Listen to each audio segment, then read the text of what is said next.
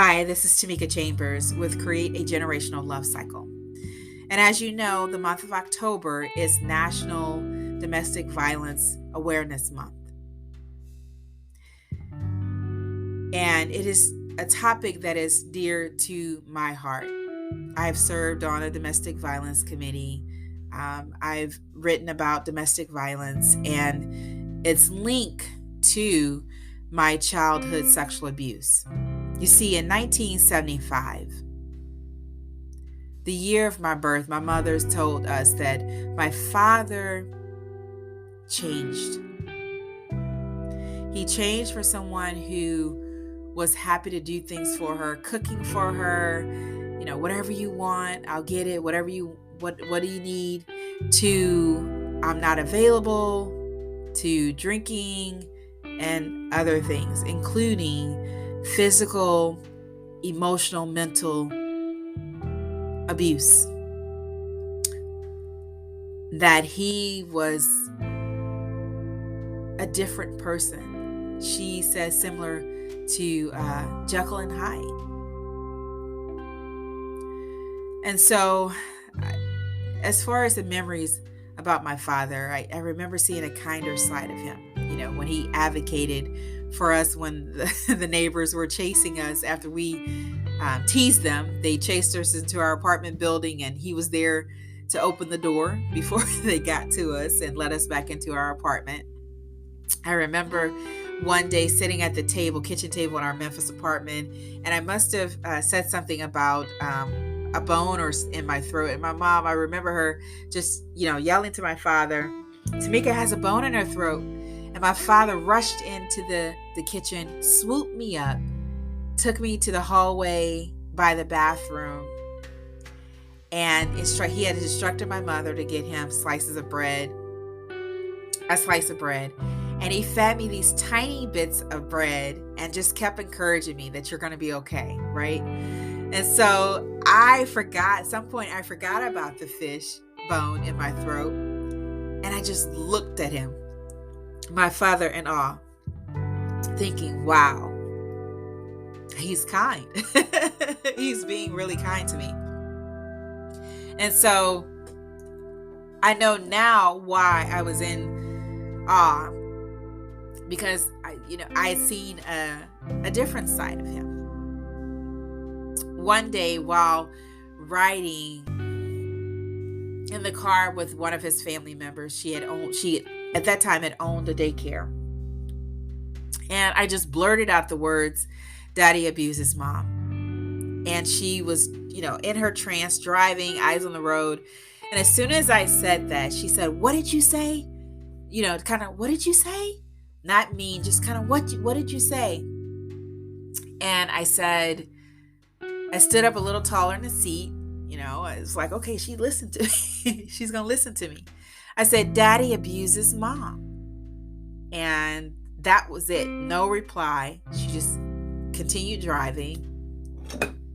And the next thing I know, I'm in our Memphis, or the kitchen of our Memphis apartment, with my back facing the front door, sitting in the chair, watching my father flailing his arms and hands across the room, coming closer and closer to me, yelling at me, angry, just literally. I thought he was I felt like he was a bull, like just really fiery and red-faced. And he was upset, and everything that he said, out of everything he said, I just remember him saying, I had no right telling what was going on at home. And at some point, I went inward, stepped inside of myself, and said, doubted myself. Was like, was I right? Was I wrong to tell on him? And I came out believing that no, I wasn't wrong. He is the one that was unwilling to admit the truth.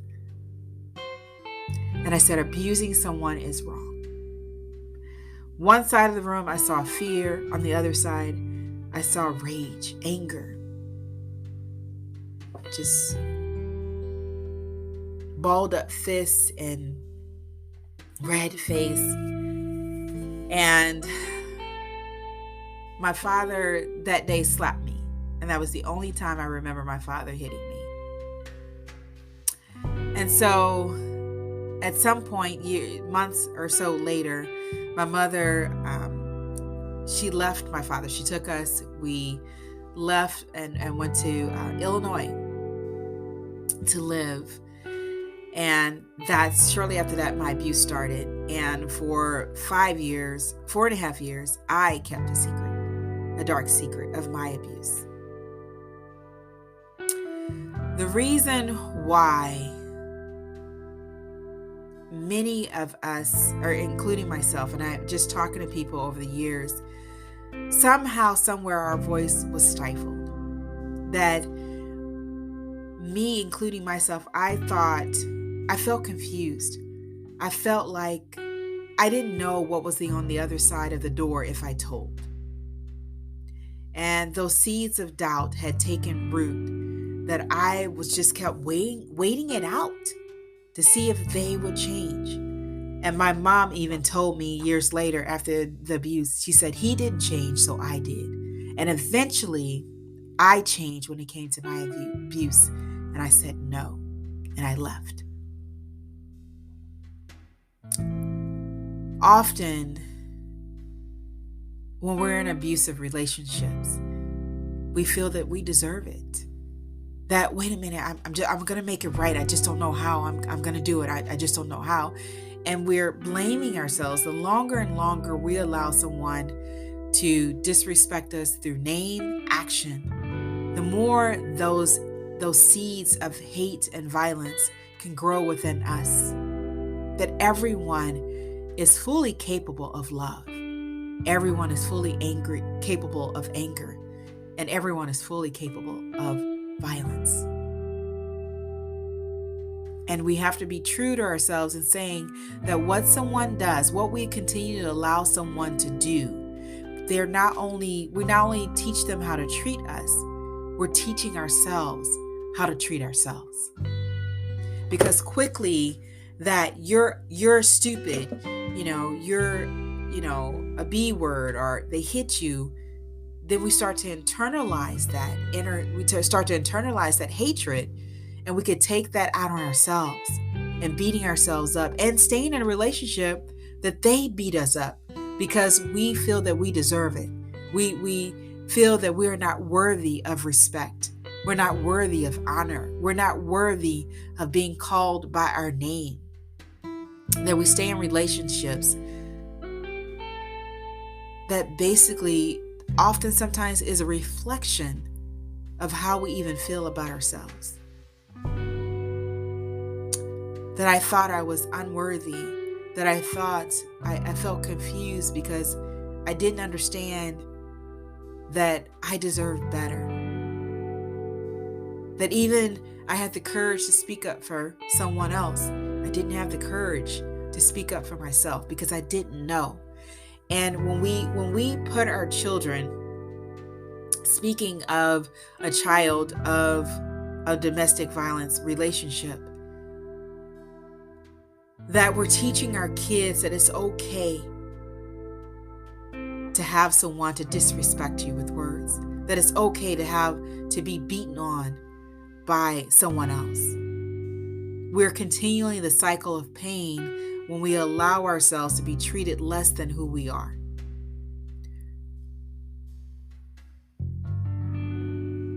And so a son can turn into, as I've written in the blog, someone who abuses his sister. And we've heard of scenarios. If you have not, you can check the news. It's out there.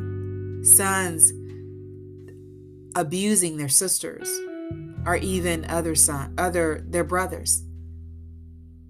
The hatred, the anger that causes us to do things that we don't even understand that we're doing as children, but we've seen it before. And we can say all we want till we blue in the face. Don't do what your mother does or father does. Do what I say. And children mimic what they hear and what they see. And even anything contradictory can cause contradiction in the child and in their actions. That 1 minute they're happy, right? And 1 minute they're angry. And it's okay because my father was that way. So it's okay. It's normal. My mother stayed with my dad. It's normal. I to this day, I am very thankful that my mother did not stay with my father, because I didn't know how that anger could have spread to us. Like I said, my father slapped me for telling the truth, for telling the secret. Instead of receiving confirmation, I saw contradiction.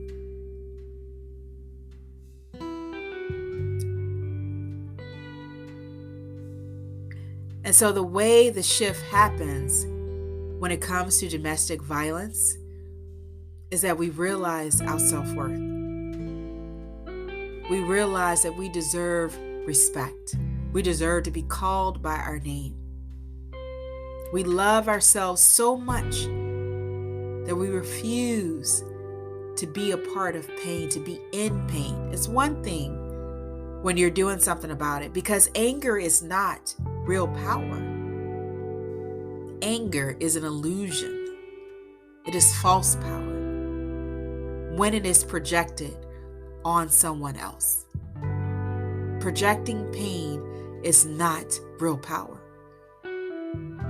Projecting pain is a lack of self-mastery and a lack of self-awareness. That we are more than just human. We are spirits able to transcend our experiences. When I look at the life of Jesus, one of the things that I got from his life is the self-mastery. To not allow what people do to us to make us angry enough that we would hurt somebody else.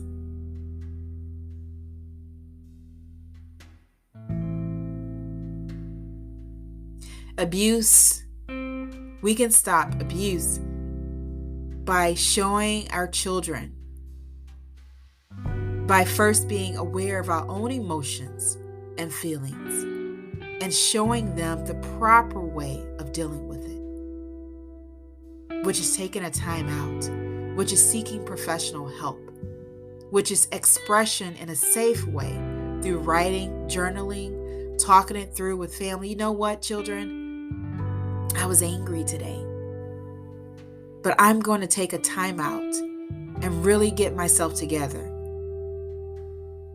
We have tradition that plays a role in anger and anger being projected, even with the recent coronavirus and how they said during 2020, domestic violence and child abuse rose.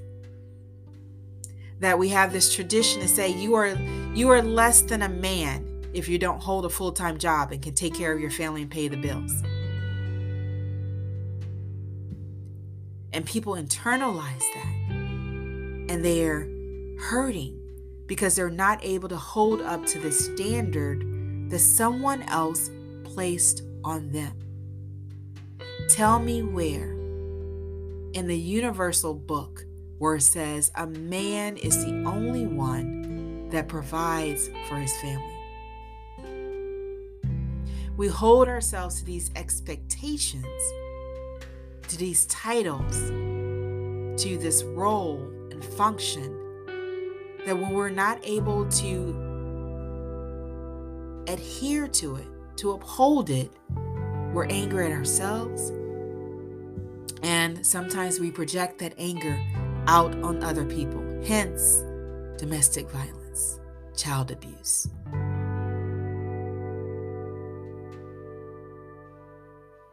As we tell our children, keep your hands to yourself. Deal with how you are feeling. When you say a word or joan someone or tease someone, it says more about where you are than does the other person. You're trying to put somebody else down because you don't feel good about yourself. When we check ourselves, we check our children, we even check our husband. And husbands, we check our wives and say, there's something you need to deal with right now. because I refuse to be your punching bag.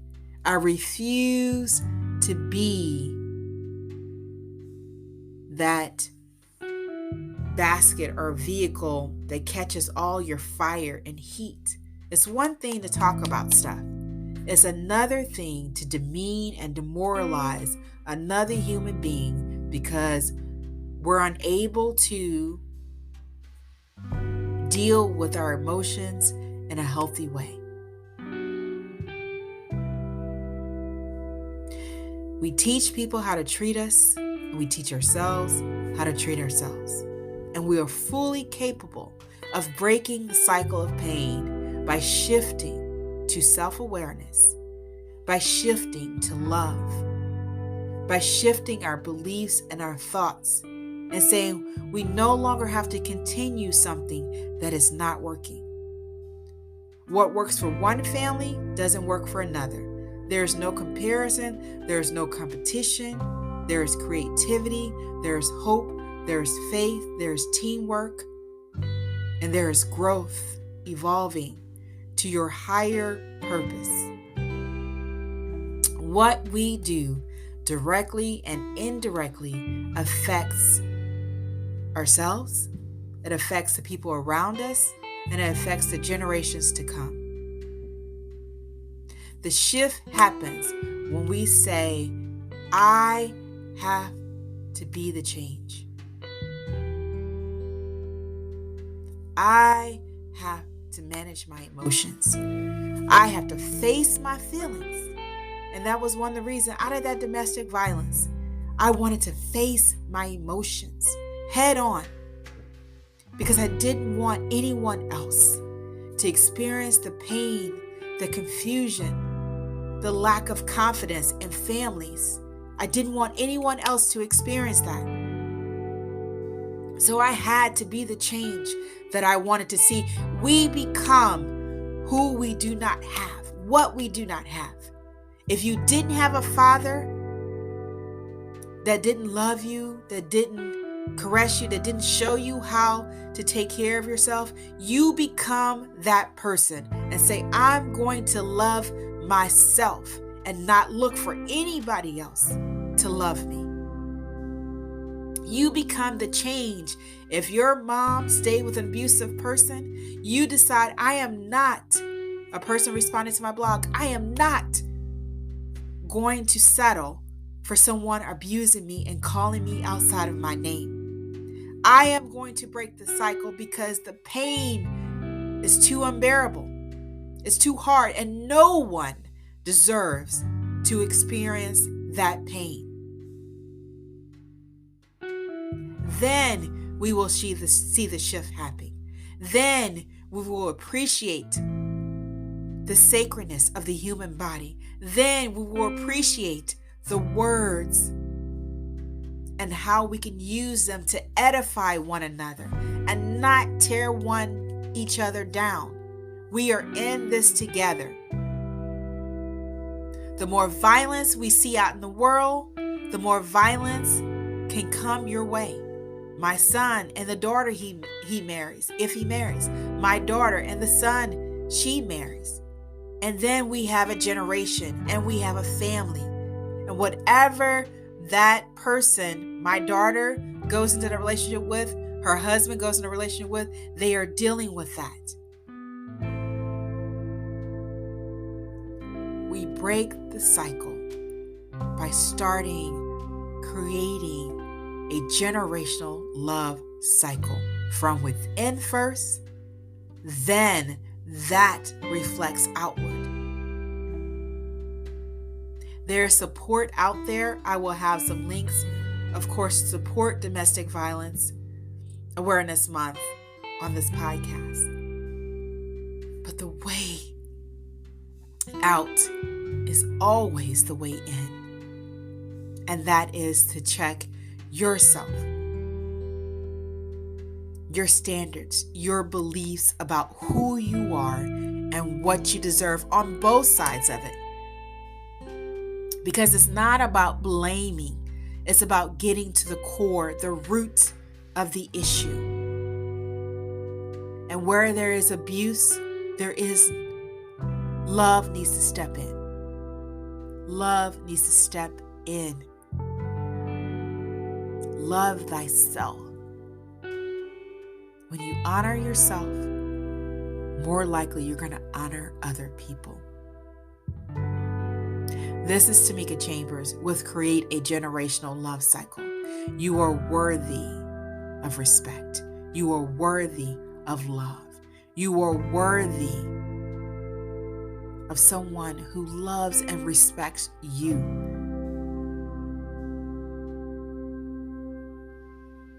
Make this lifetime great.